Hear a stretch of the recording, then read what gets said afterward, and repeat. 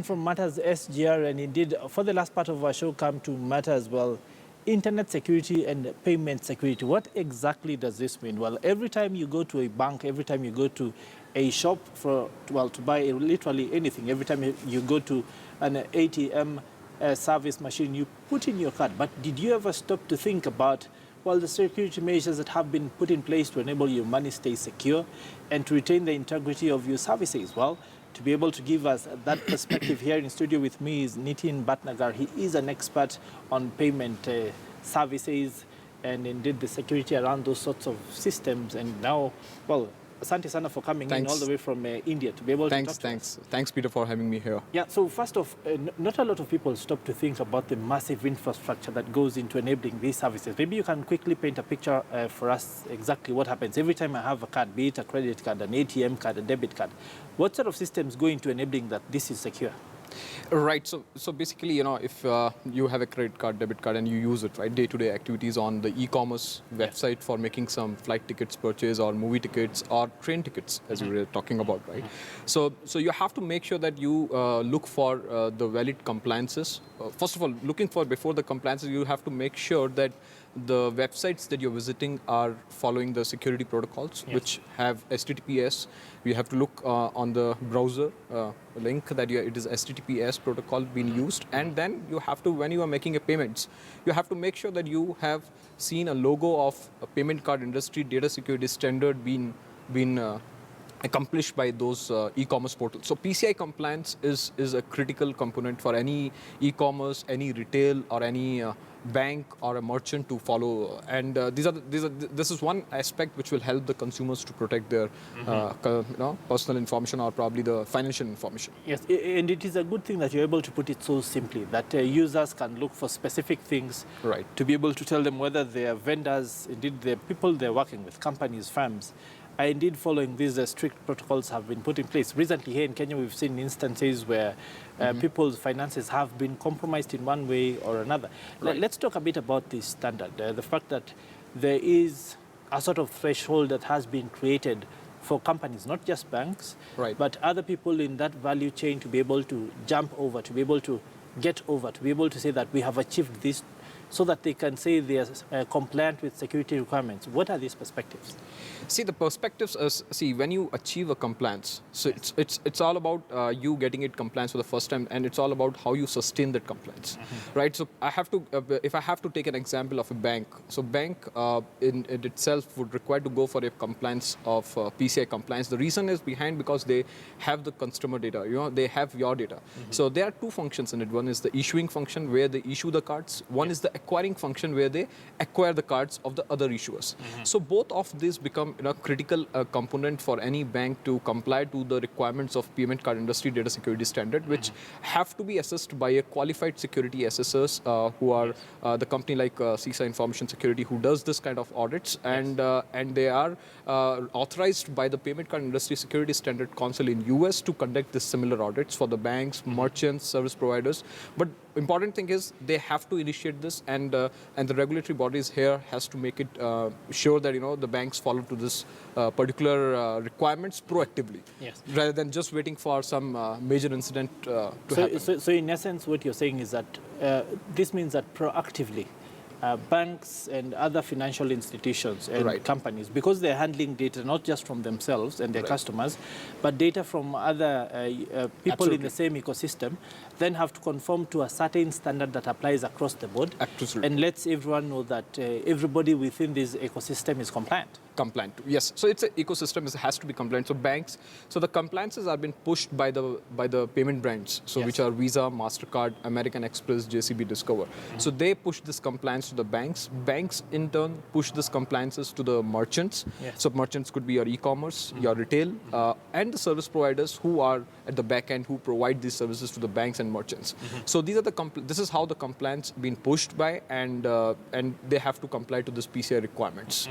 This is the global standard, how would you rate the rate of local compliance by our financial institutions?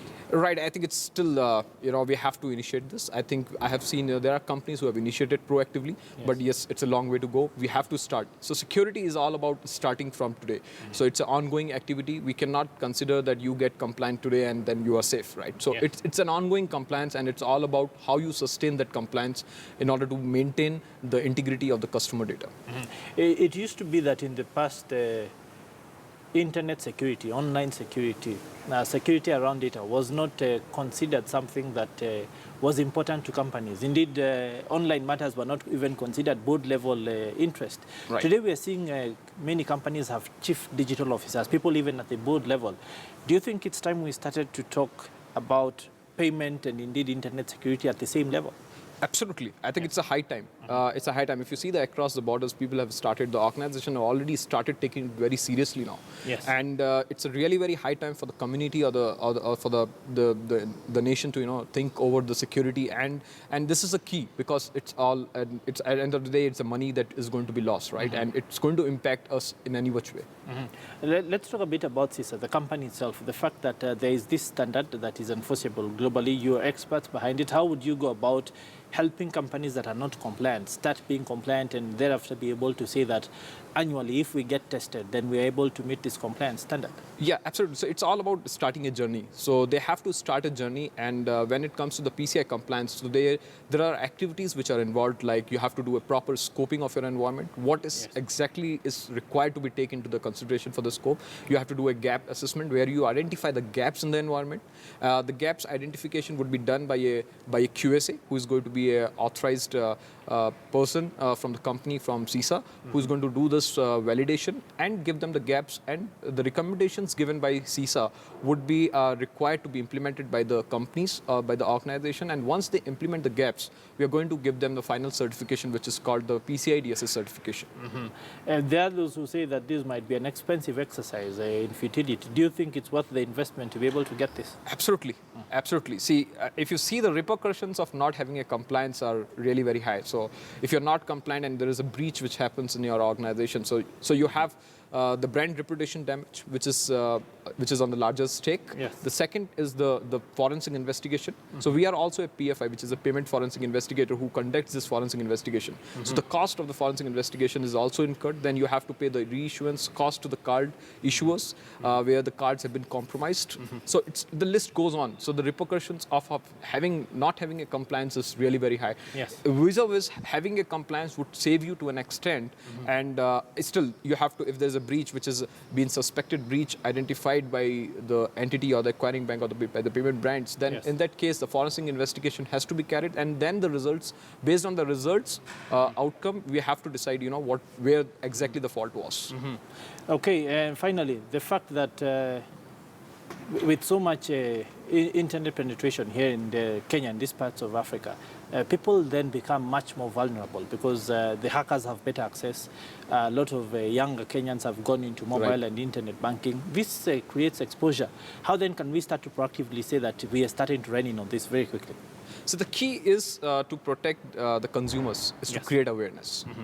And I always believe the foundation has to be strong, right? So, so whether it is a bank we are talking about here, it's all a merchant we are talking about here, or service provider, we have to create awareness. So we have to make sure, like there are very common frauds, which I would just like to conclude on, like phishing. So phishing attacks are usually which comes over the emails, right?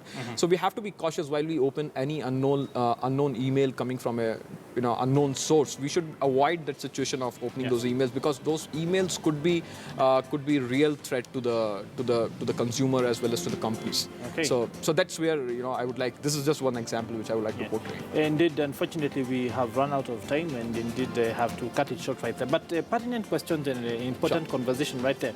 The fact that responsibility first rests with you, right, and then of course with the companies to be able to remain compliant. Absolutely. Thank you very much, sir, for taking the time to talk to us. Thanks. Well, that has been Nitin Bhatnagar. He is an expert in payment security, having come all the way from India to be able to talk to us about this very important subject, among that